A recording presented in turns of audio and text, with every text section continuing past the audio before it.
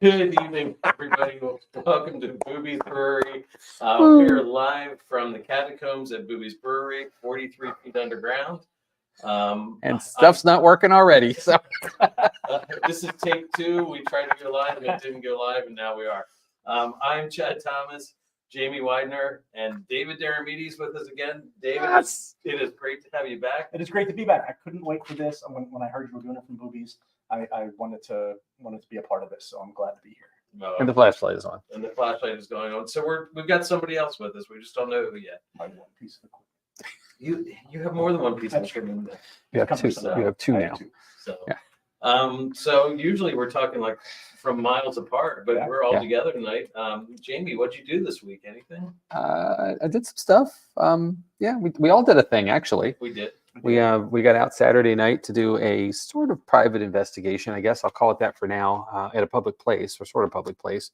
And I guess I can say where it is now because we have permission. Yeah. But we got to investigate in Columbia, PA, in a place formerly known as the Lazy K Lounge, which was formerly known as PJ's Lounge, which was formerly known as Jay's Lounge, which has a few other names before that. Those are the ones in my lifetime. But it was a former dive bar that's now being converted into a nonprofit organization called the Commonweal, which is a community bike shop that's going to run some fantastic programs for the kids in the Columbia Borough, as well as offer some sell-through for bikers on the trail and in the community, and do some other really, really cool stuff. So a lot of the team there came out to join us. It was their first time being paranormal investigators. They all did really well. Every single one of them was fantastic. They were engaged, asked great questions. We had some stuff happen, which we're not quite ready to reveal yet. Excuse me, that'll be coming up in probably a few weeks, so we get it all together. But a big shout out to the Commonweal and the team, and look forward to more opportunities to investigate there a little bit more. Yeah. So, Jim, thanks. You're right. The spirits do have our back. They're on our backs, literally. So good to see you, Jim. This is home for us. Everybody is comfortable with us here. So if there is a little bit of a delay with the audio and video, we apologize. It is a challenge to do things here at Bube sometimes, and we're making it work. So yes. So yeah, you want to? How about you? Anything for you this week? I mean, I told you while we were off the air how my week started. So we don't need to recap that. No, I mean, I thought it was a great time Saturday night. But now it's busy at work. Yeah. Lots going on. So and we had Justin with us too. We had Jay with us as well. I don't want to forget him. He was there, and of course, fantastic investigator and did a lot of great things. Helped everybody out. So looking forward to a reveal in a couple weeks of some evidence. And then a revisit as well. So and then we have one next week. Okay, it's next weekend. Not this coming weekend, but the following. Yes. Coming up, a week out for May 4th. Yep. We're going to one of the topics that you've covered in the past. We're going to White Hill Mansion. Yep. We are. Small group investigation, nice quiet place, tucked in a little bit there on the cliff. Yep. And let's see what we find. Hey Kyle, good to see you tonight. Kyle, speaking of the devil, there he is. I think this will be my 4th visit to White Hill. Oh, you're going? Oh yeah. Oh, you can't keep me out of there. It's never disappointed. There's always been something interesting and activity-wise. Obviously, the last time I think with the the picture falling straight off the wall was a big highlight. But there's always been subtle things as well. Last time we were there was my birthday, and I was the guy in the chair. Yep. Because I didn't know much about the area, so I wanted to just watch everything as it happened. And you guys had some great stuff going on. We did. Yeah. Amanda, thanks for joining us. Yeah, you know where we are, so. And then there's Heather back on the right side of the pond again. Welcome back. Welcome, Heather. Good to see you guys back in the swing of things. I know vacations are hard to leave. I did the same thing a week or so ago, so I was nowhere near as fun. Although I did have the opportunity to tour a lot of countries at Epcot, but sadly Ireland is not one of them. So yes, Todd, you're correct. The flashlight has been going off the whole time that we've been here. Yeah. You want to venture a guess to? I want to say it's Nevin. Had a great. The last time I was here by myself. I was running a group by myself. So when we were down here, he was very active, and we were down actually at the other end of the room here. and where the flashlight typically is. And it just felt like he was kind of sitting in the chair next to me. I had a K2 going off next to me, spiking up to red, and then the cat ball right behind me going off, and the flashlight going off and everything. It just felt like there was a presence there. Mm-hmm. So it was a fantastic experience that we actually went long and got everybody home late because of it. But Nevin's one of my favorite spirits to interact with here at the brewery. So. Bert's with us tonight. Hey, well, and also stateside once more. Yep. And yeah, Amanda, looking forward to some more conversations in the attic at Whitehill. Yeah. I sat in on that session with you and Callie, and it was pretty cool. So absolutely. So, but anyway, we're going to talk about Bube's Brewery tonight. David, you want to cover this since you do the history most of the time for us? In case you've ever been with us or know the history or have been on one of our public investigations here, I'm the guy that covers the history, so I'm the guy that gets to do this. So I'm the long pole in the tent. So the history of Bube's Brewery stretches back. It's part of Lancaster's German heritage and their history of brewing beer during the 19th century. Almost every town around had its own brewery, and Lancaster was considered a brewing capital of the United States, of the growing United States. You have to understand, we're talking about the 1860s. The growth of the brewing industry brought German immigrants because obviously, from the Bavarian area, where you're brewing the real beer across the pond, they came here and they settled here. One of those guys was Alois Bube. He was born on May 31st in 1851 in a small village in Mittlenburg in northern Bavaria. He emigrated here to the United States to avoid the military conscription into their draft. If you remember, if anybody knows what Europe was like in the, around 1870, 1865, 1870, you had a lot of fighting going on. He didn't want to fight. He came to the United States. He was able to find work when he got here in a brewery, and 2 years later, he went to work at the Nat Brewery in Lancaster. So as he was working in Lancaster, he met Philip Frank, the original owner of what would become Bube's Brewery. And he was looking for someone, Philip Frank was looking for somebody to take over the brewery across the street from the malt house. In case you don't know, the complex here, effectively what we should call it, is three pieces. You have the brew house, which is where we're not the brew house, which is where we are. Brewery, the hotel. The brewery, yeah. You have the brewery of the hotel next door, which is where we'll typically meet to do our publics. And then across the street, there's a mansion on the corner, and that's the malt house. And so all three pieces are part of Bube's Brewery. So in 1876, Alois bought that brewery from Philip Frank for $4,250. The property had been described in the deed as a building occupied as a dwelling, a beer salon, saloon, and brewery. There was a stable and other improvements on the land as well. Yep, right. There's a good picture of it. It's in that lower right-hand picture on the right-hand side of it. Yeah. Shows the malt house. And the top right-hand picture is probably my favorite picture of the brewery. It's very, very moody and very well done. So in that time, he, as he was building up the brewery and the hotel, he was also wanted to start a family. So he saw a picture of a young lady who was also going to immigrate from Germany, and her name was Pauline, and he decided that's who he was going to marry. So she immigrated, they got over here, and they started their family. They had 6 kids. So their eldest child was Mary, then came Josephine, then Pauline. So there's a lot of generational names. You'll hear a lot of Paulines, etc. And then you're going to have Ani, and then the only son was born in 1892. He was 20 years junior to Mary. And then after him, Tekla was born as their youngest child. The Bubes, good family, happy, well-liked in the community.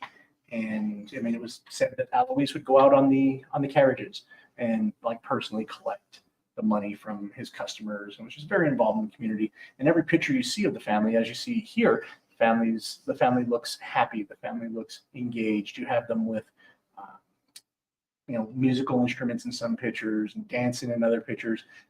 Is the cat in any of these pictures? They had pets. They had a pet cat, and that is one of the rumored specters here in the brewery as well. You'll see a fluffy black tail go walking past a table or something where there's no animal. Which I think I've I've got on the an EVP outfit at some point. That's fantastic. I'm a big cat guy. And it was actually one of the times when you were talking about your cat. And Oh. the things you were going through, and we heard a meow in the background that shouldn't have been there. Anyway, That's fantastic. So if I ran into a spiritual cat, like a spectral cat, I would be completely excited. So Alois was also a very generous guy and family man, and he had a good business sense. Carl Gerner, he gave a personal account. He was one of his workers of Alois, and he said that he was always a stern but fair boss. So, for 32 years, Alois worked hard at his business and shrewdly invested his money. The Mount Joy property was continuously improved. They added to the hotel. They added the third floor. There was a bit of a setback in 1893. The hotel caught fire. They redid it as quickly as they could and got back to business as quickly as they could. Alois survived the troubles and that was in 1893. Alois survived the troubles in 1893 and expanded his business. The property holdings by 1908 were extensive, but on April 20th, 1908, upstairs here in the hotel, in the Peacock Room, which is one of the rooms we investigate when you're here, Alois passed away. Now, we did dig up his death certificate, and it was a significant event in the community. The local newspaper, just front page, was Alois dead, and it was obviously a significant event for the family. That's when, when the linchpin of the family, passes on, you get a little, it splinters a little bit, and that's just what happens. And when he died, there was an incredible outpouring of sympathy and emotion from the community that the family was taken aback about. But they were incredibly receptive to it. They just weren't expecting it, as you never are at that point. Alois's death certificate read that he died of asphyxiation, which technically is the cutting off of the air supply. So we assume that in one of the dining rooms, he probably choked on something, maybe during a meal. And that was it. After he died, the business and the hotel and the property had to go to somebody. So when his death signaled the demise of the business, really. The ownership of the property went to Pauline, the eldest, his wife, and Tekla, the youngest daughter. The other kids didn't want any part of it. They gave all their shares to Tekla. Tekla was still a minor. All transactions involving her were conducted with the Orphans Court, which I'm certain made anything incredibly cumbersome. So the management of the hotel was taken over by Oscar Donovan and Henry Engel, two son-in-laws. So Oscar Donovan was Mary's husband. Henry was Pauline's husband, correct? I believe. Yeah. And Henry oversaw the brewery while Oscar managed the Central Hotel. To their credit, they were able to keep the business going for a number of years. They hit money trouble. They had some creative bookkeeping. They turned the third floor of the hotel into a brothel at one point. Anything to keep the business going. But at the end of the day, when Pauline died, again, everything kind of splintered again. Everything went to Tekla at this point.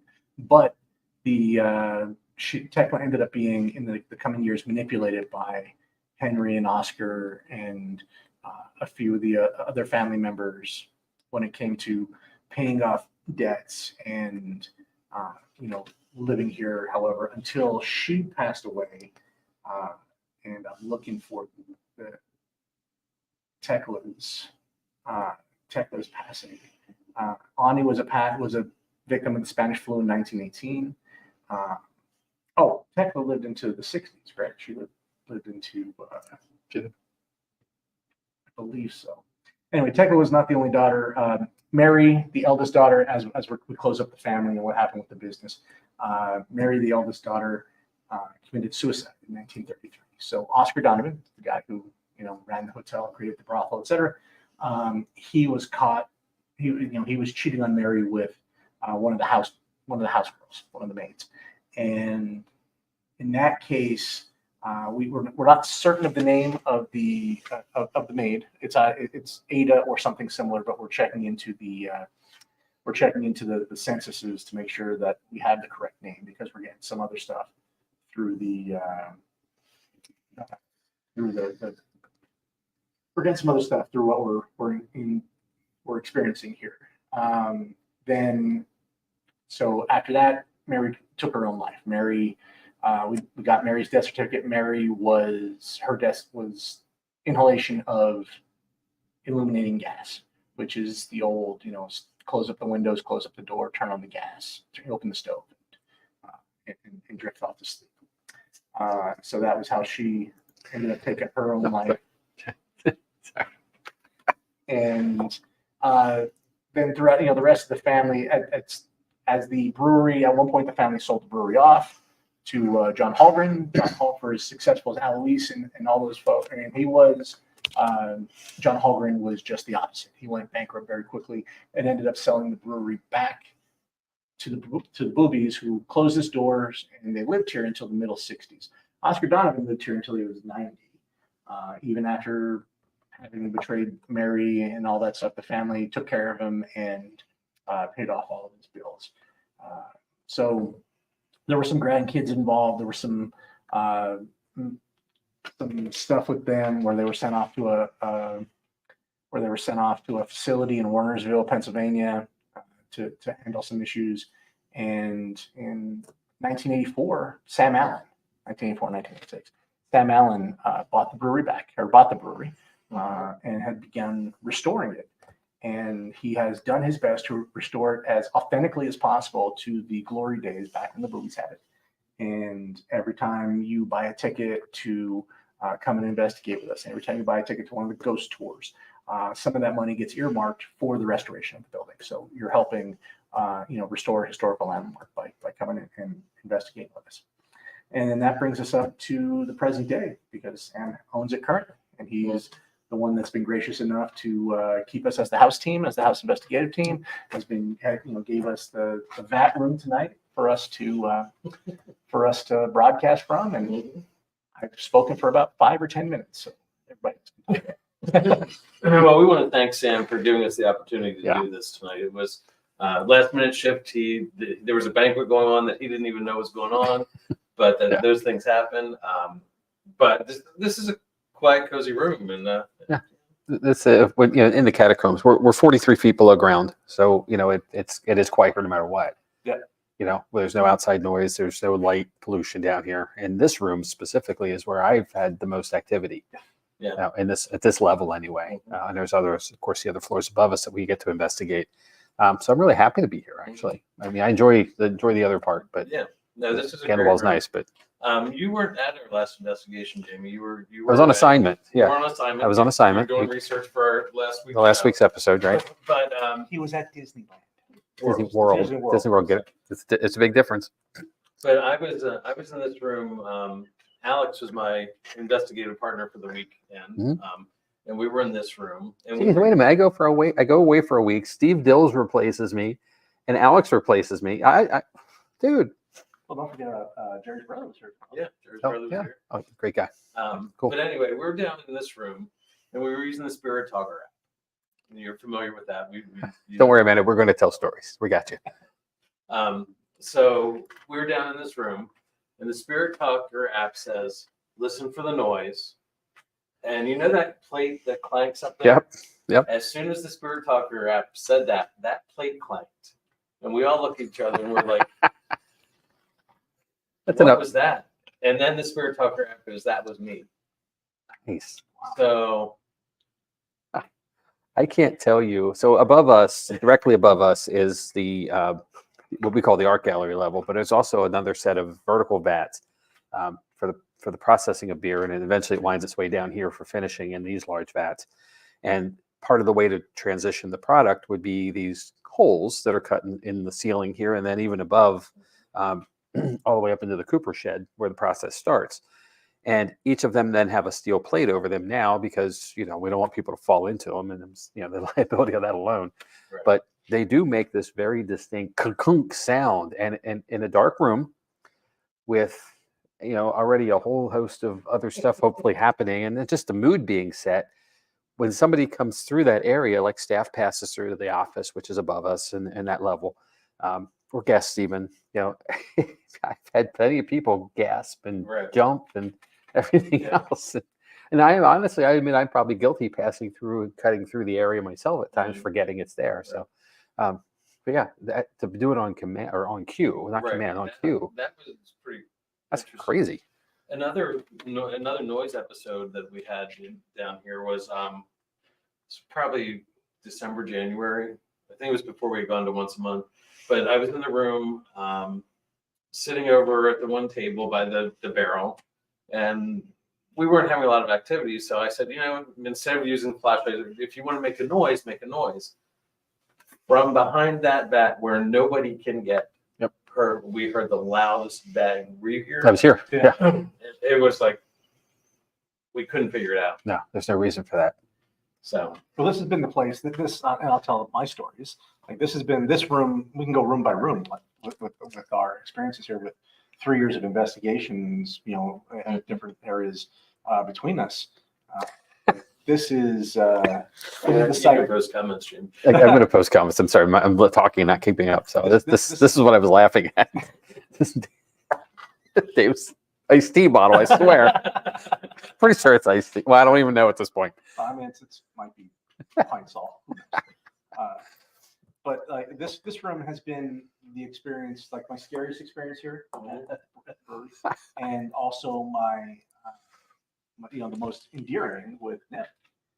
So I'll go with the endearing one first. The endearing one was I was down here. I don't remember who was with me, but I'm a very big, I love my flashlight. We always joke about it, and we had it set up in the cubby on the other end of the room where it normally is, and we had all kind of other equipment around. But I like the simple stuff, the flashlight, the candle, all just simple stuff that you can't manipulate, and if something happens, it happens. And there was a guest here.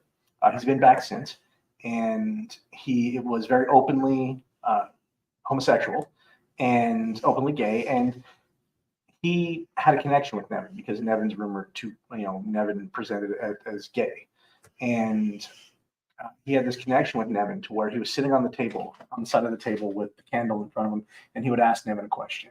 He had started out with this really sincere heart-to-heart with him, and we love when one thing goes off here and there, just as any investigator does. But when you can get one to back another up, it's even better. And he would ask a question, and then you would see the candle flicker, and then the light would come on in response if it was some kind of a positive response. And then he would say, "Okay, can you turn the light out again?" And the candle would flicker and the light would go out again. And that went on for about 30 minutes of him having this heart-to-heart with Nevin, and it was amazing to experience. And he came back and tried to recreate it again. We didn't quite get it as much activity the second time, but that first time is one I'll talk about forever because it was just so, it went on for so long, and you had two things working off of each other. It was fantastic. And then scary wise, there was a former team member that had a dark envy attached to him, and he was here. He was seated where Jamie is actually, and he had a high-end camera that he had on the table, and he was interacting with something through the SLS and other items. We were watching that. It was presenting as a child, so there was a small stick figure right here. There was he decided to confront it. He got very confrontational with it, and then you kind of saw the stick figure grow until it was kind of overbearing, and then the camera fell over. And that's really one of the only times I've seen a session here get stopped and everybody pulled out and a cleansing done. So that, and that was one of my first investigations here. So that was probably 3 years ago now, or 2.5 years ago.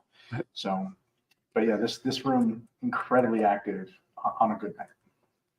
Jamie, do you have any stories from here at this room? A couple things actually, and that the point of this corner specifically, and I think that's part of the reason why we wanted to make sure it was on camera. There's a rumor story, not a documented one, unfortunately, of at times there are 4 barrels here, which you can't see the other 3, of course, but all lined up in a row with very little space between them, but there is enough to turn them, which is part of the process to alleviate the sedimentation, and it's consistent. And at this corner, the story is that a worker was crushed by the terrain, either a slip or a fall, or the barrel moved too much for him. And the belief is that there was a death. We've had, through the course of repetitive investigation, the opportunity to capture the name Charlie over and over and over again. And we believe that's who we're talking to here. But we've had SLS activity in the corner very, very early on. One of the investigations we did here, Tim and Erica from Jott-Nyx, New Jersey, were here with a new device they had, and it is GS2 or 4 or something like that. It's a grid system, but it also has kind of a hot and cold sensor to it, so you can kind of tell proximity as well as things on the grid. And that corner kept having activity as well. So we've multiple devices, and then flashlights. Flashlights are flashlights. Believe them if you don't. I'm kind of on the fence most of the time too. Obviously, this one now keeps going off. But on the far wall, which is probably 15 feet away, 10 feet away, there's another nookie kind of hook in there that we have a place to put a flashlight. And we were using one investigation, Chad, you and I were here. Yes was there, no was here. And we were getting direct call and responses to the questions on those yes and no answers without fail. And we had some activity with some of the, like a K2 would go off occasionally, sitting on an end of a table, almost like somebody was passing by it, going between the two flashlights. So, do you remember the one night we were sitting here, and there were a lot of people from our sister teams, but it was almost like something had run through, because I had a device here. Yeah. There were 3 or 4 devices that went off in a row, and actually one of the people ended up feeling very ill after that happened. But there's a lot of activity definitely by this wall. Did you know that there used to be 2 rows of barrels here? Flashlight. Yeah. There used to be barrels on this side as well. Yeah. I've heard that. I've seen I found some pictures of that. Oh, cool. I didn't get them assembled for tonight, but Okay. yeah, there was not much room between here. And there shouldn't have been, Yeah. for that matter. The With whole idea was maximize. to make This was a workspace. This was certainly not a fine dining establishment. Right. It is now, though. It is Highly now. recommended. Yep. And I had Heather's comment up there, but she got an EVP of her name in this room the first time she brought Kaya. Wow. So Yeah. and Amanda was that's right. Amanda was here that night and with her daughter and Nevin. It was an interesting evening. Yeah. So this space, it's one of many that are active, but there is certainly almost always activity here. And I guess I want to say it this way too. I don't know if it's the privilege. I can say privilege because certainly it's always a privilege to get to investigate a place. But I've had the opportunity to be the last group in this space, and it always seems like that last session is the one that has the most activity. Because everything. I don't know if it's the fact that there's just we say this is going to be the last group coming in. We are the last group. Maybe it's that opportunity is taken, or there's enough comfort at that point, or there's certain people and we're going to talk about certain entities here, spirits here liking Dave when we go a little higher up. Right. So maybe that's the case here too. With if you've never come to Bube's, I am the example for all the bad stuff. Like everything you shouldn't do, I've probably done, and they'll mention it. They'll say something, and they'll be like, "Right, Dave?" But this isn't the only spot in the catacombs that we investigate. Sure. So there's another spot. Now there's 3 parts to the catacombs. There's the bat room here. Then you have the dining area, a long dining area out in front of us, which we don't ever investigate. Like we don't ever do much out there. And then you go downstairs and there's a lower catacombs. Right. So that's if you look at the picture that we've got up, it's in the bottom center there is the catacomb level. Which I didn't realize, I never thought about it, that they parallel each other. Yeah.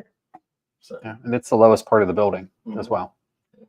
And then there's the mystery of the lower catacomb, which the lower level.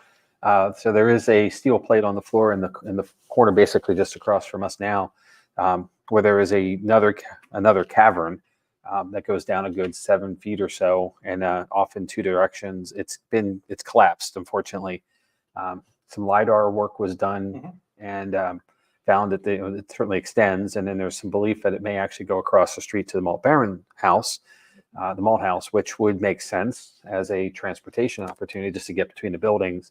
but also perhaps for some bootlegging opportunities and Right. prohibition. We're close enough to the Susquehanna River, which was a major northbound travel route for the Underground Railroad. There could have been some hiding of individuals seeking freedom. And there certainly could be other stuff, you know, as it goes. And there's certainly even a belief that the caverns extend across the area of what is Mount Joy, this borough Now, we're in. one thing about the catacombs are post-Civil War. Right. Yeah. So the caverns under it more than likely would have been used for that. Yeah. Certainly could have been. I heard something in the crew. Now we've actually done some sampling, you might say, during research or during investigations, and have come up with spirits who feel lost, who feel like they're looking for something, like they're on a journey. Right. Or that have actually said that they're connected in some way to the catacomb or to the lower catacombs. Right. And we've even had a soldier a time or so Right. as well. So, Whether that was, which side that was on, I don't know. Either blue or gray. yeah, don't know. But it's definitely interesting. So. And that's an area we tend to get. You know, who we didn't mention up here. I think you did. Did you mention about the individual that was crushed? Yeah, Charlie. Yeah, Charlie. Yep. The one thing I did want to point out was the very few times is we don't ever get to investigate here by ourselves. Right. Like as a team, we did it. We've done it once. A couple times. Right? Well, yeah, I've done it once. a time or two at least. With the crew. Yeah. We're And- busy, right? Yeah. With public stuff, right? Mhm. But I remember here, I was at that table right there. Somebody was looking at us. Matt was standing behind me, and somebody was looking at us through the SLS. And there were 3 images in the SLS. There were 3 stick figures. There was me sitting down and Matt standing up, and there was a stick figure with one arm on my shoulder and the other arm kind of like this on Matt. You know. Wow. And, Hey. So, so that I don't have anything really outstanding for the lower catacombs. no. Now it's more in here. We've had tables move. Yeah. We have, yeah, in here specifically. In here The specifically. second table up has been, Oh, the camera fell over. The camera fell over. Yep. When I was talking to Jean earlier tonight, she said Kendra swears that there's ghosts in here all the time. She sees shadows. She sees things all the time, and things move in here. Yep. And for clarity, Jean is a staffer who's always here, like literally always here, who has some great stories of her own. And the flashlights. The flashlight. You know Jean too. Okay, good. She's a wonderful woman. Yeah, she's a gem. She absolutely is. And Kendra, Jean's the banquet manager. Kendra's one of the managers in this level. Yep. So. Absolutely. And that's that I think for us, that's one of the true advantages of having this be our home gig, is that we've gotten to know the staff through the years, and everybody seems to have a story. Mhm. Something has You happened. know who doesn't have a story? Sam. Sam. That's true. That's true. I've heard that too. He said the same. Well, maybe he does. He just chooses not to share them. Not sharing. Yeah. If it goes at night, you've got the monster under the bed. So if you pull the covers up enough, you're safe. Right. Kind of thing. I don't know. I'm not saying that's the case by any means. I got the monster under the stairs up here. As you go up, Yeah, if you're not the paying- if you're not mannequin, paying yeah. attention, it's one of the Halloween props. Yep. So with that said, that cover the lower catacombs. Move up a level. Yeah. So up a level is the art gallery. Yes. So now, if you've ever Googled Bube's Brewery, and if you Google Make Bube, sure you spell Bube. Bubes. Yeah. Either that or don't do it on a work computer. And you'll find the Discovery Channel special that they did here, Mhm. and Lady in White, right? Yeah. And it's supposed to be Pauline, so that'd be the third Pauline, right? That's the granddaughter of the I thought it was Pauline. Yes, maybe. I thought it was the daughter, but It might be. It may I be believe it's daughter. one of the Paulines. not the mother. Not the mother. That story will come, Heather, later. And then that's a very well, but again, it's an area that it's not comfortable to investigate in. I've not done much investigating in there. Even the few times that I have, it's not been real conducive to a lot of activity. Well, it's a lot of times it's the pass through area still for staff and guests and visitors too, who are kind of half touring, kind of not. They don't always let folks come down here after the room's been closed. The staff's gone. They would have to be a guided tour at that point. And Sam's been known to do that on the whim. Like say, hey, somebody'd like to walk through it. He's like, sure. He's proud of this place, and he should be. But generally speaking, there's just that pass through element, which makes it difficult for us, as we need that calm, quiet kind of moment. And it's still, and here we start to get into the fact that we are still below ground, but we're not all the way below. So there are windows that have access to people on the street, cars, there's some pollution that happens at that level as well. Now, on that level, our friend Kelly, that's where she had her time loss episode. Yes. I've always heard of it. I didn't know where it happened. Yeah, I'm pretty sure it was that level that happened. Okay. There's about 20 minutes, I think, 20 minutes to a half hour that she just doesn't remember, and it was not a tequila night. That's a whole different story. Yeah, that's acceptable. Yeah. So she there's about 20 minutes, and it's not just her. There's some other people. Yeah. Okay. So, and if you're listening, Kelly, I miss your face. We got to get to you. We all do. Absolutely. I had the first most unusual experience I've had here at that level, though. Oh, really? Yeah. So we use walkie-talkies because we're at 3 different levels to communicate when we're going to transition from the session we're in. There's usually like a couple minute warning that we're going to be 10-minute warning, 5-minute warning, this time to know to start to wrap up the session. And then at that point, everybody migrates back to either the ground level to go outside to get air, or back up to the ballroom level where we stage at. And, we take 15, 20 minutes. We just calm it down a little bit. Everybody gets, you need to go get a drink, take an air break or a cigarette break, whatever it may be that you need. And there was a session here in the catacombs, and radio down here is challenged at times. I get it, all the stone that we have and all the distance. So the group that was here wasn't responding. It might have been you running over, something like that, and I get that. When we're in the moment, we don't always want to call, cut the session off. I do what I want. Do what you want. You're a grown adult. So I'm coming down the stairs from the bar, the first floor, the bar level. And as I get down and I turn to the right and I'm about to go to the left into the top of the stairs that lead us here, I see something come down the steps and dart around the corner to the office. Super fast and very dark. And I thought to myself, that shouldn't be us. So I just went back to look. Like, I just stopped in my tracks and went back and looked in that corner. The office door is there. And you can tell when someone's in there because the light's on. And more times than not, the door is ajar, and that door makes noise. It's a heavy, solid wooden door. It looks like it belongs on a ship. The door is closed. The light is off, and there's nowhere else to go. There's an outdoor that has a panic bar on it that would make sound. It would open, and there's a door to the left which is very secure because that's where all the good booze is. So there's nobody there, and then that's it. And I stood there. I don't know how long I stood there, but probably a couple minutes trying to figure out what just happened. Uh-huh. And I have no reason for what it was, other than my opinion. It was my first shadow person. Very cool. First, I'm saying first. Mm-hmm. There's been more, so get to that later. You always remember your first. You always remember your first, yeah. But it was the strangest thing, and I know what I saw. Yep. So wow. And we're hearing banging in the background. I'm going to chalk that up to cleaning up for the banquet. It's still, somebody's got to still be hello. Isn't this? Yeah, this is where we're like, can you hear me? So, well, anyway, so should we move up to another? Yeah, we'll go up another set of stairs. Sure. And now we're on the first floor. So this is the Alois bar level. And we have at least 3, maybe 4 rooms that we investigate here.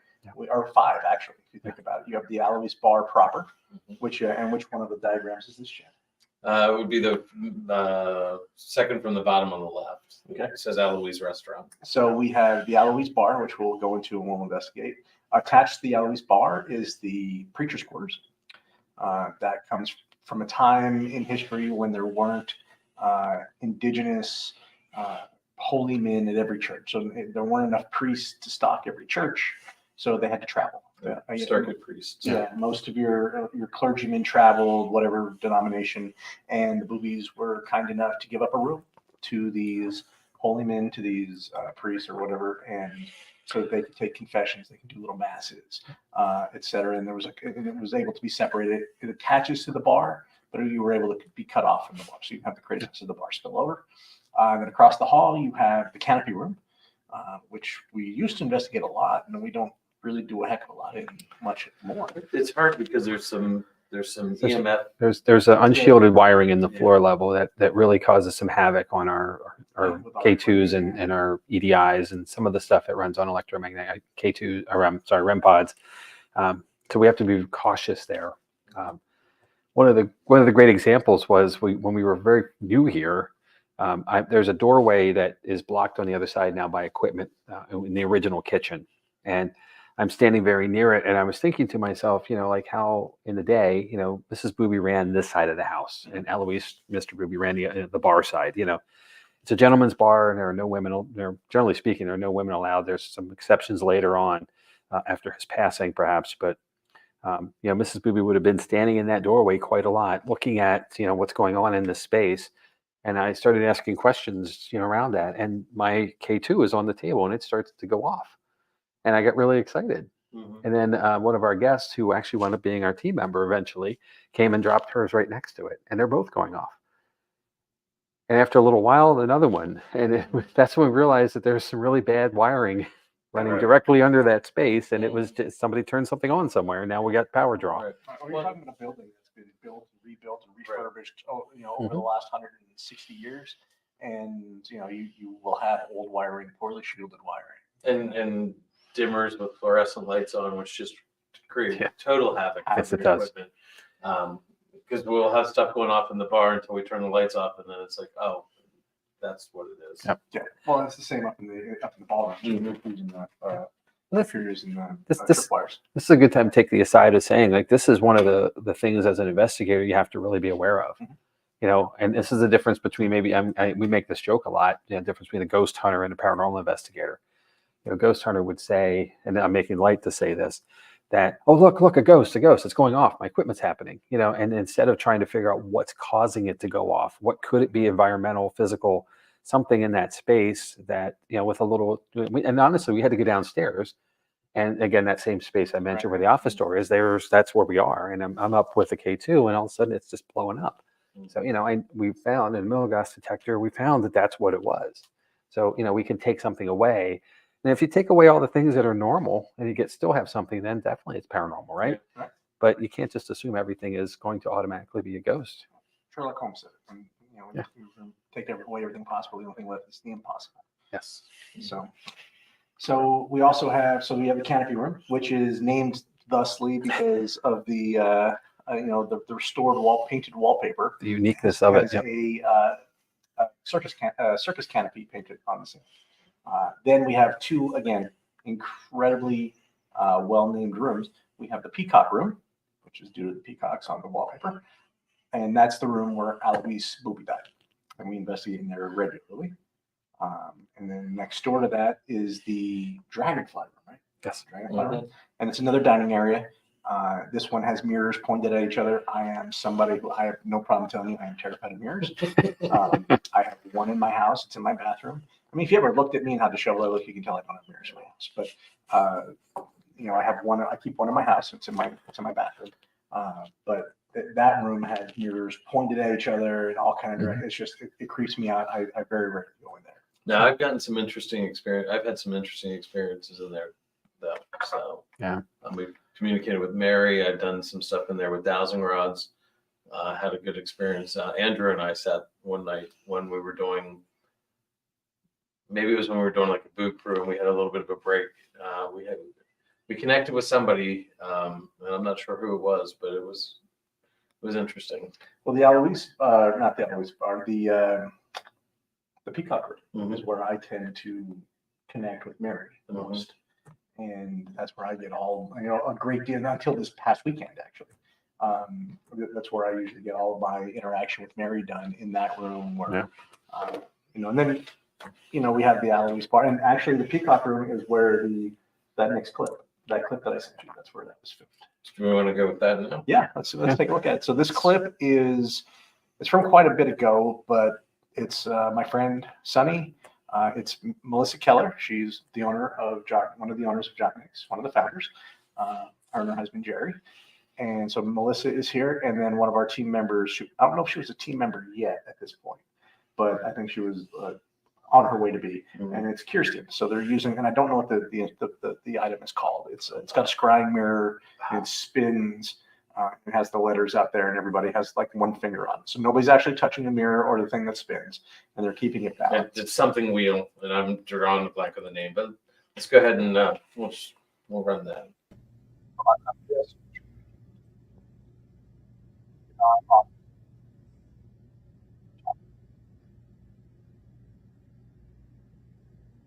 Mary, why don't you come on over here and talk to us? You can use the letters on the wheel. Who's spinning? Huh? Who's Did y'all catch it? I mean, I'm at the Y now.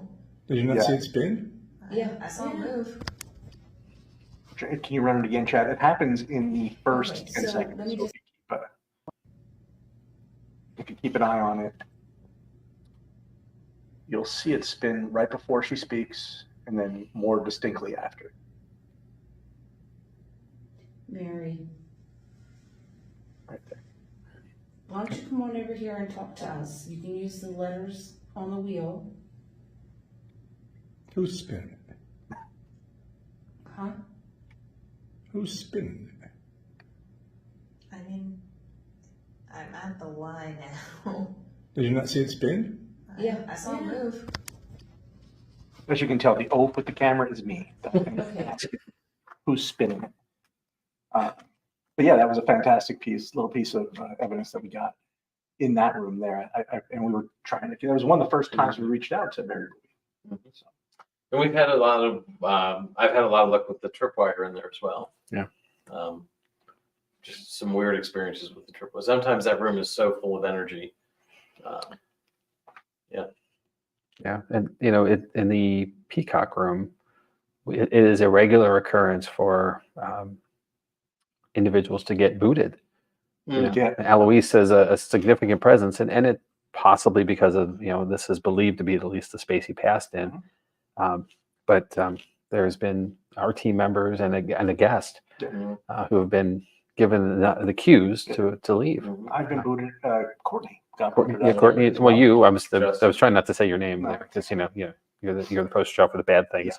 And that's also where one of our younger guests, I don't want to give names for younger guests, Yes. but definitely had an experience there where I think she then saw Eloise standing in the doorway. Yeah, that's what. And And then we had she was talking with a former team member and asked if she could see the man in the doorway. And then when she turned around, the team member couldn't see him. And then the young lady asked. The young lady had a very unique name, so it's not something you would hear every day or an everyday conversation. And then like the team member switched with her, so she wouldn't switch. She didn't have to look at him. And then nearly like right after, here comes her name through in a male voice through the Phasma box that was running on the table. And of course, the young lady freaked out, went upstairs, had to go get collected by her grandmother or father, because she was a child. She was, 7 or 8 years old, if I remember correctly. Yeah.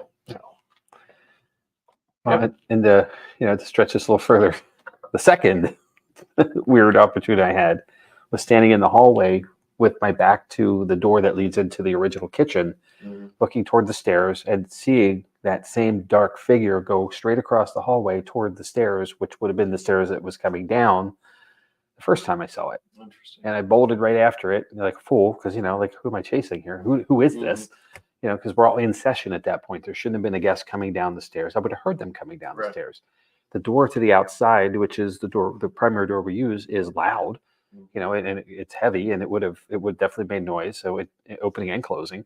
So there wasn't somebody who came from somewhere, that belonged to us. So who are you? And I went after them, and then by the time I got even just that 5 steps to turn the corner, they were gone. I've seen shadows in that level too. Ahead of our bathrooms, those doors make noise. The bar door was closed, and the only place it could have went was down the stairs. Once again, so bizarre. And everybody seems to have specific areas that they do well in. Like I don't ever do well in the bar. Yep. Like I never do well in the Eloise bar. I get very little. Now, that's the only place here I've seen poltergeist activity because Well, yeah. But the on the whole, that's usually a very big dead spot. Now, Justin, he can get he can have a circus in there, with the equipment that he can get to go off. But like for me in there, it was that same night with the young lady when we were berating Eloise for scaring her. We went in there and Missy was there and Lisa, right? Is Missy's sister. Yes. Yeah, Correct. and Lisa was there. And it was weird because we were all yelling again, welcome to Paranormal Investigation. We were in the dark yelling at ourselves, yelling at Eloise for scaring this little girl. And like we had equipment going off all around the room. It was kind of like going off in a hurricane. And that's when Missy's sister lost time. You know, she was, you know, according to, I couldn't see because I was across the dark room from her, but Missy and our team member that was there, they were like, look, you know, like she was just staring straight forward. And one of them said, you know, one of them might've said that her eyes had gone black. I don't know about that, but like when it was all said and done and the equipment ceased and everything calmed down, that's when Lisa came out. She's like, okay, when are we going to start yelling at Eloise? Like what we have been for the last 5 minutes, you know, and she had no idea what had gone on. Well, we have, well, to the bar too, there's one evening we had a guest see a woman in a black dress while we're in the preacher's room, passed from across the room, the main room, toward the door, the front door. And then later that door rattled, which it's locked, you know, because it's not a regular entrance. And, you know, obviously there were people who could be outside, but right there was a set of windows. I went right to the window, looked, clearly could see the steps in the door. There's nobody out there. So a very unique experience. And I think that's the same evening you captured a picture against the wall between the door and the shadow picture. Yeah, the shadow image of, you know, and this is why we take pictures in threes, right? So you can see transitions. But there was nothing. There was something clear, dark, and then next frame there's nothing. And there was a table sitting there. So there, you know, whatever that was, came and went. Cool stuff. Yeah. I don't have anything further to add because I can't get anything in the preacher's room and the preacher's quarters. I can't get anything here. I get very little in the bar. Like the one experience that I did have was where we were antagonizing Eloise, and you know, Morgan from our Eclipse team was there, and it was funny because she was in the preacher's quarters with me and with a guest, and the flashlight, everything going off, and then all of a sudden, nobody touching the table. They ask, you know, is there anybody here that you don't want here? And Eloise, get a good feeling that Eloise does not like me for a number of reasons, but Eloise doesn't like me. And at this point, the flashlight rolled off the table with nobody touching it, hit the floor as they do, and started spinning. And then it ended up pointed dead at me and turned on. Well, I mean, it was pretty obvious that he didn't want me there. But, you know, that was like the most, and with 3 witnesses. It's not just me telling a story that happened. There's 3 witnesses. Well, one thing we need to dig into a little bit with that room, the bars, is a lot of times when we're in that room, I will hear furniture moving upstairs, like lots of furniture moving upstairs. Oh yeah, I could speak to that from the Peacock room as well. And it's like we never dig into it to see if, and go upstairs and see if like people are moving chairs around or not. And maybe we should. Next time. Good point. So, but we should really look into that because we're hearing a lot of movement. It's like we go upstairs. Were you moving chairs? Yep. We heard a host of things happening in the Peacock room. I left the group, went upstairs, expecting to find something, and I knew there wasn't anyone there, like a group, because some folks had left and the groups got merged down. And what I found was Jerry, all the way at the front of the room by the front windows, putting equipment away. And poor Jerry, he's hard of hearing. So, you know, and years of unfortunately, you know, loud equipment and stuff has run its course. His hearing is not as good as it should be. And he's like, I don't know what you're talking about. And I said, people are moving chairs back here, you know, and he's like, I'm the only one here. And the room's dark, of course, you know, it's like no one's there. So yeah, I think we need to definitely had it some more. Yeah. That might be a camera leave or something in that direction too. Perhaps we'll catch it. So that'll do it. That'll do it for the first floor. And then we'll go up one more set of stairs. In case you investigate here with us, there's a lot of stairs. Yeah, it's a lot of stairs. So just, you know, no squat thrusts or anything the day prior. If you're wondering. The stairs have stairs. So the last part that we investigate is on the second floor upstairs, 4 floors up from where we are now.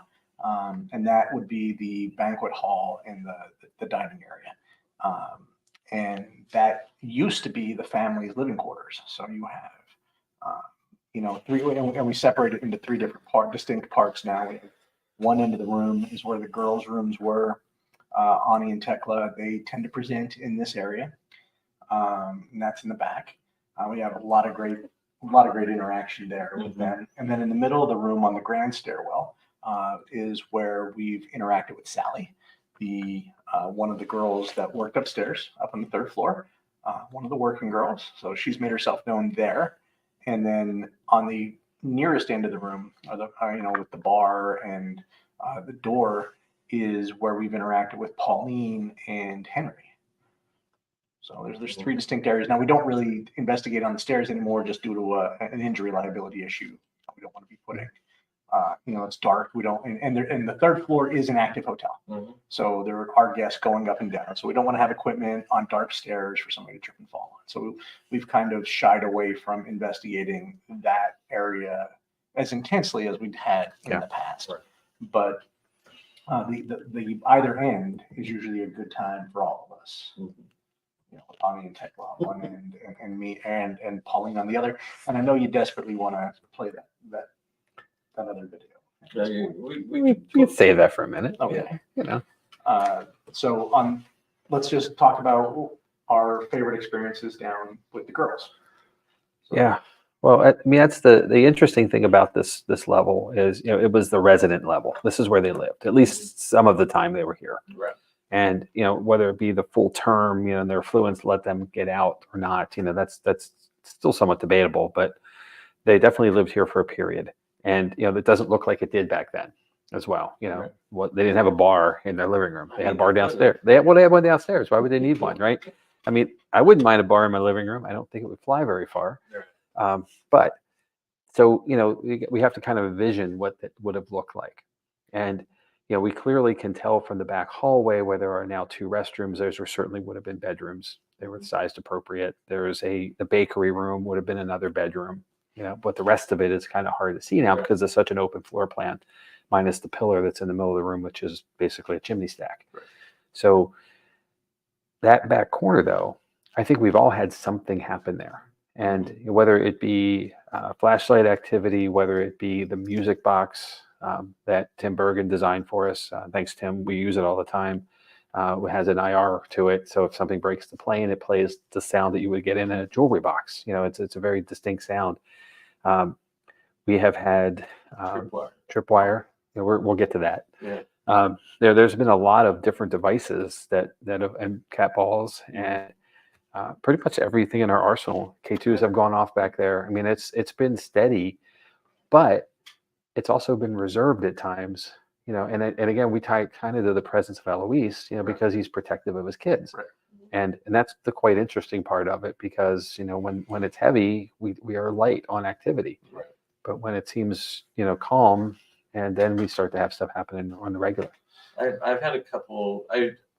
For a while, I was putting a voice recorder back in the hallway and just letting it run all night. All night, right? And I picked up a couple of things, Dave. That's where I picked up the meow. Right. Okay. When we were talking about that earlier. A couple just random noises that shouldn't have been there. There was one where Chloe was talking to the girls, and there was a noise, and she's like, "What was that?" So there was definitely Audible sound. It was an audible sound. There's one that I can't find it, anymore. But I was listening to it at one point, and it sounded like 3 or 4 kids running by the recorder, having a conversation, and like you could just, it's the Doppler effect. It gets louder and then it gets quieter. Yeah. It was at a time when nobody should have, literally we had 2 groups that night. So there shouldn't have been anybody in the room. Mm-hmm. And I caught these 4 voices. It sounded like kids. Sure.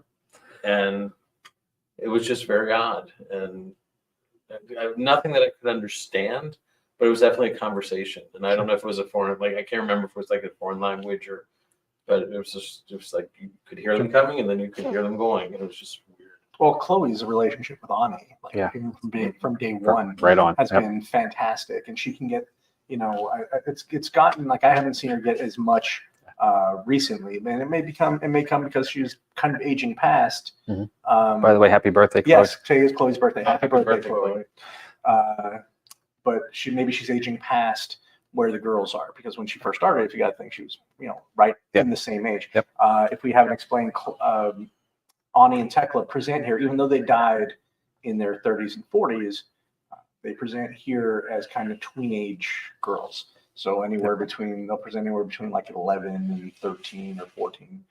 And, Chloe was able to always, have lights dancing and flashlights going on and off. Had this incredible relationship with Ani for the longest time. Absolutely. I enjoy I enjoy the interaction with the girls. I feel like I'm very protective of the girls back there. We're all very respectful. We ask Eloise if it's okay if the girls come out and play. Some of us can get more than others. Which we started doing that because Heather Lynch, our friend Heather, is very sensitive, said he's not happy that you just assume that you can talk to them. Yeah. So we now ask permission to make sure that it's okay. Oh, we're in his house, so yeah. And for me, probably the most intense experience I had up there happened this past week. With that, again, I was leading the group by myself, and I had a fantastic, I think it was only maybe 6 people deep group, but they were incredibly involved. And there was a young lady sitting in the group, the redheaded girl with the horn-rimmed glasses, and she, as I sat there, and now in this case, this weekend in that area was a very intense experience on multiple occasions from Mary. So you had Mary interacting with Jerry's brother. I'm so sorry, I can never remember his name. It took me 3 years to remember Lisa's name. Well, Zach is what we were calling him the other night. Yes. Okay, so Zach felt like she was holding his hand, and he was experiencing her hand, like she was letting him experience her hand. And he had this intense experience during the first session. Well, I was in the ballroom in the second session, and I'm sitting there trying to draw the girls out, and I couldn't get Ani and Tekla. Now downstairs they had said Tekla, but what I was getting was Mary, and this young lady was sitting about 2 tables down from me. And all of us, I thought she was laughing at me. I thought she was, because my investigation style is very conversational. And so I was sitting there, I was just talking to the girls, trying to get some interaction. And I thought she started laughing at what I was saying. But when I turned around and looked, her friend was holding her hand, and she was just having this significant emotional event. She was bawling her eyes out. And she's talking, she's hitching, but she's trying to say, she's like, I'm absolutely fine. I don't know why this is happening, and then it went on for about 20 minutes. And she said she described a lot of what Zach had described from the first time, and then all of a sudden, just like it was a faucet, it just turned off. And then she was absolutely fine. She had to go outside for a cigarette. So that is probably the most intense experience on that end that I've had here. It was a very emotional weekend last time we were here. We were missing you. You missed me. Yeah, that's got to be it. That's got to be I was it. waiting for you to add that. Realize you were wearing mouse ears. No, I was not. Oh, you were home, but I was on a plane Saturday evening. So I was traveling, but yeah, I was in the park that day. So what about you and the girls? Anything? The music box is the big thing. We've had SLS activity, at the doorway itself, standing parallel to it, looking in the hallway. We've had activity there. Devices at the corner. The one night we had a bachelorette party. Yep. A while back. There's been a few of those, but we had one where one of the guests was from Germany, and she was fluent in German, so she was trying to connect, via German, and she brought forward some activity. The funniest thing about that, and I'm not trying to make light of this, but they mistook Ani for Anna. And it was wintertime, and they kept asking if she wanted to build a snowman. So I tried to get that fixed real quick, because I can only see how that would go over with Eloise. But that was the few times we've had a few guests who are German speakers who have had some success as well, with connection, which is interesting because they would have spoken German as at least the first language, if not second to the generations that came. The kids probably wouldn't have spoken as fluently, right? But they certainly, Mr. and Mrs. would have. When we're using the Phasma box, we've gotten things that sound German. very German, or Yeah. at least from that region. Yep. So. That's that's the other interesting side of it is the audio stuff that we hear, but we don't always understand what it's saying. It may not be. It might just be because it's not English. That's something we have to consider in our review. Well, then as we move up to the other end of the room, we'll pass the grand staircase where my girl Sally exists. She makes herself known. And then on the other end of the room, you have, we tend to interact with like Pauline or with Henry. So Henry likes to be back by the bar, by the door. And Pauline, again, my story for this end involves, Heather Lynch, who's I believe is watching with us tonight. And Heather was communicating with, standing next to a cat ball on the floor. So if you've seen the cat balls go off, they go off for about 5 seconds and then they turn themselves off. So as I'm standing there and Heather's having this conversation, she describes the woman that she's having this conversation with. And it was, I recognized that it was Pauline Bube. And so the interesting thing about this is the whole time she's standing there, the cat ball's going off for an extended period of time. We're talking a good 3, 4, 5 minutes. And I ask her, I'm like, Heather, I'm wondering why the cat ball keeps going off. And she's like, well, but she's standing up. I asked if she can move. And so we got a baseline, so we can get a baseline. But one of the things I took away from that is that Pauline, it takes an incredible amount of energy for Pauline to communicate with us. And Pauline has taken things to the other side with her. For example, like Mary has taken the fact that, Oscar got to live out his life. And like Mary still seems very angry. Like Oscar got to live out his life, got to have a family, got to live here, and she didn't, et cetera, et cetera. Pauline, if you can imagine what it was like being a woman in the 1800s, how, overlooked everybody was. I can't remember the word that I always use, but, she doesn't think anybody wants to hear what she has to say. And that was one thing that Heather stressed. It takes a lot of energy for her to communicate, and she doesn't think that anybody wants to hear anything that she has to say. Yeah. So, we make a special effort now to let her know that, yes, in fact, it was, we do want to hear what you have to say. So, and she does, she'll communicate with us from time to time now. It's always been in that front room for me as well. And, it almost seems, I don't want to say strained. That's negative, but it seems that it is challenged for the connection. Mm-hmm. I'm not sure if it's the drain of energy or her inability to pull the energy or have enough, but she certainly is here. And the other thing too, and I think we got to step way back to come back down to the catacombs too, is that there's been the Lady in Red, which is believed to be Pauline oversighting the workforce here when Alois is away. He's off to do business somewhere. Somebody's got to try to keep an eye on things, or perhaps coming to track down the kids who might be down here running around. I would be down here hanging out, like, not just for the beer, but, for the play space that this would offer. It's crazy great. I can climb up on these things and all kinds of stuff. So, but, she definitely has a presence in the building. It's interesting you talk about Alois being away. I have a subscription to look at newspaper articles, so I've gone through and searched for Alois Bube. And there is a second Alois Bube who lived in Lancaster who was a troublemaker. So you got to be careful that you don't get the wrong one confused. Right. But the way things were documented in the papers back then gives you an insight to like things he did. He would go to Pittsburgh for the weekend, and they would report that he had gone to Pittsburgh for like, it's interesting to be able to track his life like that. He owned hotels, and he owned a whole bunch of hotels. He owned, I think, a quarry. Like, he was a businessman. He did well, right? He did very well for himself. So. Right, that's like social media before social media, right? Yeah. The newspaper was your social media. Yeah. Well, that's the other side too. Like here, Mount Joy, we're a block and a half away from the train station. Right. The train station's been there since the track were laid. Mm-hmm. The Keystone line that it sits on runs to Harrisburg and ends, and it goes to Philadelphia 30th Street.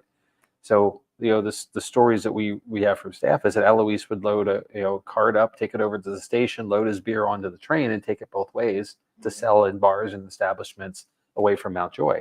Which helped fulfill the opportunity to expand his business.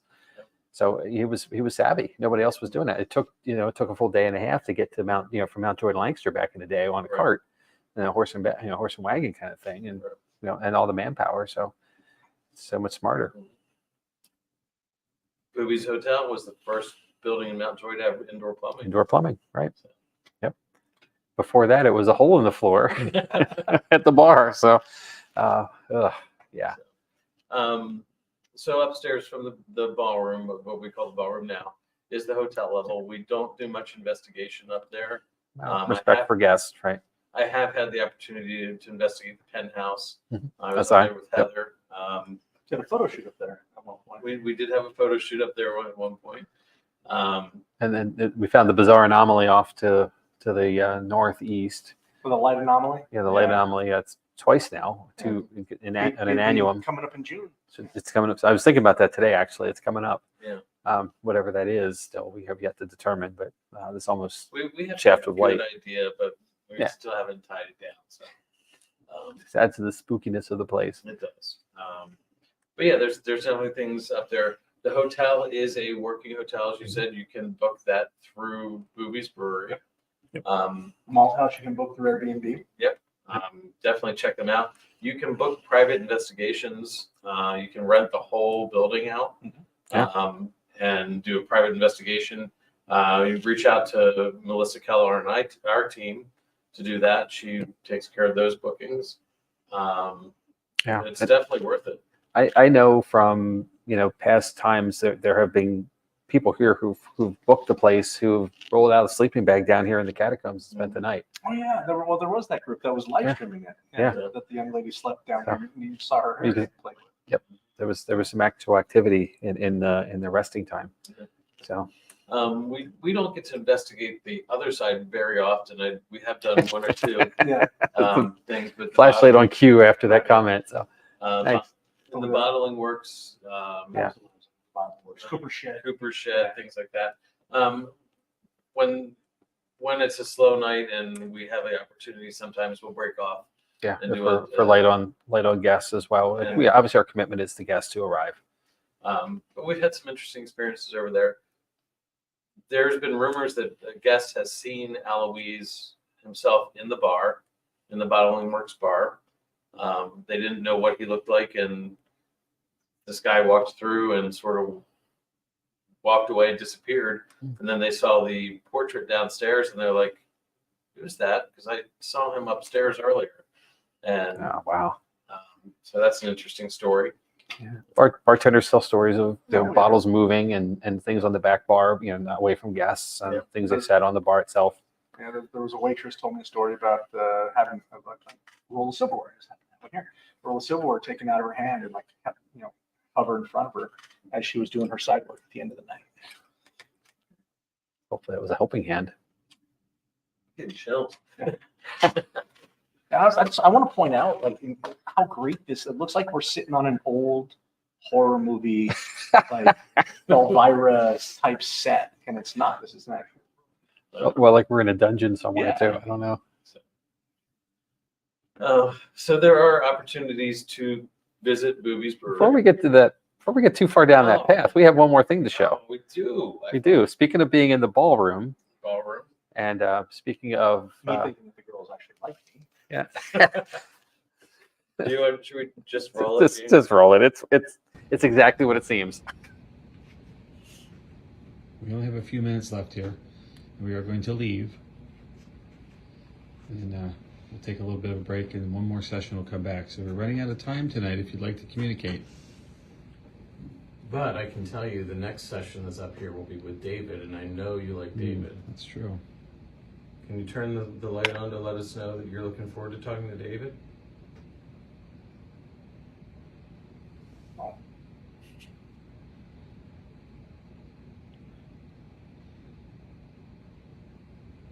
That one down here.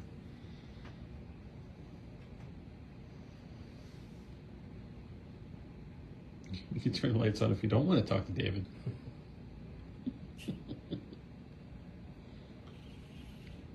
Oh, I can't wait to show him this. Buddy, I'm sure it's not true. I'm sure. When my family got to me. Yeah. I want to be fully transparent on this. There were more pods on the tripwire that were off to the left, and one of them lit up when we asked about the seat. Excited to get Dave there. So it was a faint and very light blip, but it did happen. So Oh, yeah, he's cool. he's all right. So he's not you guys. That's what it basically was saying. Yeah. So. I mean, it is great that we all have the opportunity to work with different groups here. Like, it's never the same teams over and over. We always We do mix up, right? and it is great that we can do that. Yeah, and this is, we all have different styles and different equipment. Generally speaking, we run the same ideas because we have a timeline that we're in and a space that we're at, and we know we'll cover the history of the space and all that stuff. But then we leave it really. We want the guests to have an investigation that is theirs, uniquely theirs. And, obviously I think we always ask that folks get involved and participate as well, ask questions, engage in the process, be attentive to the environment, because you never know if you might see something, smell something might touch you, you might hear something. The touchy part always freaks people out, of course, but, it does happen. Yep. And, and with those groups who are active and those participants who are active, those sessions seem to open up a lot faster than we're all just kind of sitting around looking at each other. And, I can't make people do anything. And I certainly don't have a negative comment to make about that, but, it's energy, and as we're projecting a positivity to it, the more we can do that with everyone, it'll certainly, more stuff happens. And almost every time we're here, something happens. Mm-hmm. Just like Amanda said, never the same team, absolutely never the same experience. Yeah. Always something to remember. That's a good way of putting it. That's a great tagline right there. That's our marketing plan right there. We're done. Yeah, disagrees too. Yeah. See? So yeah, definitely always something. Yeah. Every time the flashlight goes off, it looks like I just had an idea. Oh man. So on that note, there are lots of I've ways. missed you. Yeah, Really have. there are lots of ways to do different things here at Bube's Brewery. There's plenty of opportunities. If you want to do a paranormal investigation, you can join us. If you want to do a ghost tour because you don't want to spend the 3 hours, Yeah. it's a lot. It's an investment. It's past our bedtimes. I get it. You can do about it. I think the ghost tour is about an hour. Yeah. It's a walk Sam through, does that. highlighting of the spaces and places that are key here in the building. They do feasts down here in the catacomb level, the lower catacomb. I would assume that it's amazing food, and they do like pirate feasts. It's a little risque though too. So it's definitely an adult experience. Right. And they're known for their parties. Coming up this month, at the end of April, is their halfway to Halloween party. Yep. And Boobies is well known for its Halloween bound. It's a weekend event. Yep. They also have their dinner theater experiences, which are usually Saturday nights right before us. Yep. They're every In the grand, Saturday night in once the a month. hotel. Their murder mystery. They're murder. Yep. And they're different themes. They're all murder mysteries, but they're different themes. So definitely check them out. Yeah, different night specials. Tonight was trivia night here in the Bottling Works. Yep. But different specials every night of the week. And my favorite part of the establishment is coming. That's opening of the beer garden. Oh Yeah. yeah. And as a gorgeous outside space that has bands and live entertainment, A giant chess set, and just a really Cornhole. just a unique space that you don't expect to find in the side of the building Right. tucked here in Mountjoy. Yeah. So really cool space. So definitely come visit Sam and the people here. And We can't say enough nice things. No, definitely not. So, All right. Well, guys, thanks for having me. yeah. Yeah, I think, this was always an open invitation. Oh, I know. Yeah. I'll probably do some more. Okay. But we got some upcoming events. Who's doing the upcoming events? I'll take this. Excuse me. So coming up on May 18th, which is only 3 weeks away, we have another public investigation here. There are about 15 tickets left, and they are going steadily. So there's still an opportunity to bring a group in if you like, or just a one-off or two-off. It's a great date night experience. Yeah, and you never, especially if you're new to dating, if you don't know each other very well, this is a great way to get to know each other. Sit in the dark. You get to sit in the dark and hopefully not be scared. June 1st, June 29th, we have 2 that month. And then rolling forward to July 13th, August 10th, and September 7th is all we have on the calendar so far for the rest of the year. I'm sure October, November, December will get added as we get closer to summertime. We're a little, usually a quarter or so away. There might be a special event in October. There might be a very special event in October. If there's some rumblings there, and with this, you've gotten an overview of this place now. So obviously it's not a mystery. It's not a. It's an interesting building. It's on the National Historical Register. So it's an aged-old property that just has charm and ambiance and a few ghosts. So, Todd and Carmela, we would love to have you come out. Please join us. Please. Yeah. Let us know. We'll get you set up. Yeah. So got you covered. And Bert, you're part of the team, so we need you.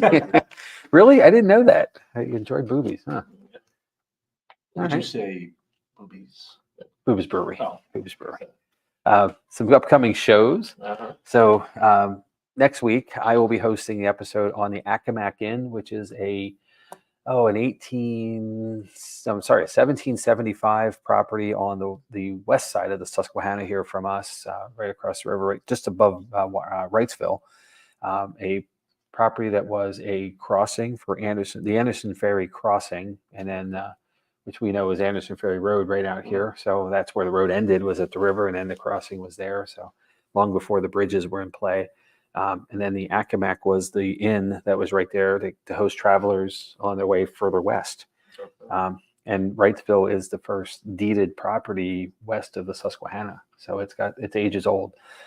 There's at least a murder or two that we know of at the hotel and the inn, and some other stuff. So it's going to be a fun episode, I hope. Chad's going to tackle the dark and dreary mysteries of the Fulton Theater. Mm-hmm. Some of the things that have happened there through the years. I've heard stories, been hearing stories forever. And having taken a tour myself, a off-script tour, was really cool to get to the lower levels and see some of the things that the normal public doesn't see. And then coming back around our old haunting grounds, see how I did that? The Haldeman Mansion, when that was our original home opportunity before we got to come here to the brewery. And then we're going to try to get to that reveal we mentioned for the Commonweal at the Lazy Cave facility, or the site in Columbia. And they will be open that weekend, actually. So I think the soft opening is going to be on the weekend before, on the 17th. So you'll get a chance to actually go to the building and see what we saw, perhaps. So some really cool stuff. So Bert says there's some stories at the Accomack. I think he's talking about the Accomack. Okay.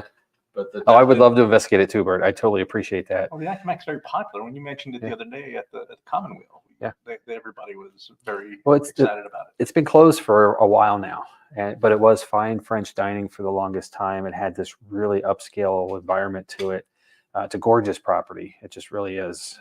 It's had some trauma to the site as well through the years. There was an extensive fire that pretty much knocked the building down back in the 1930s.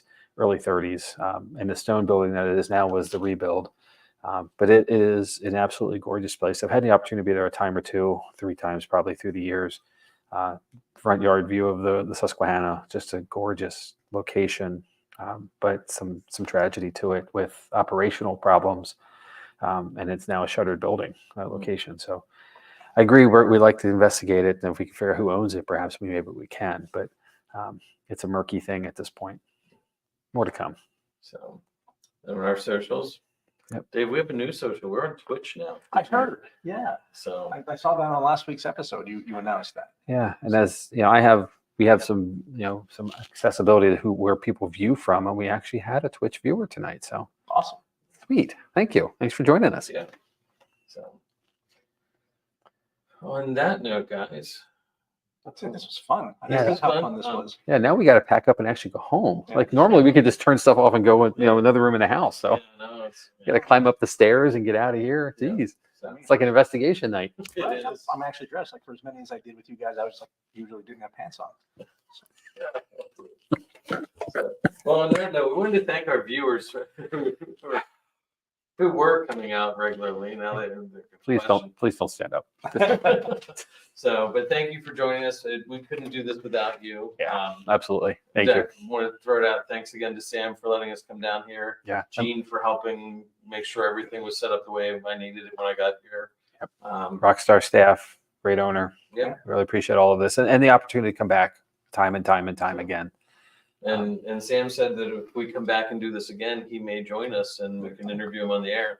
Oh, that's great. He's got to have he has, whether he's experienced anything or not, he still has really great stories of the place too, which are, they're priceless. Yeah. So we got to get there. So, okay.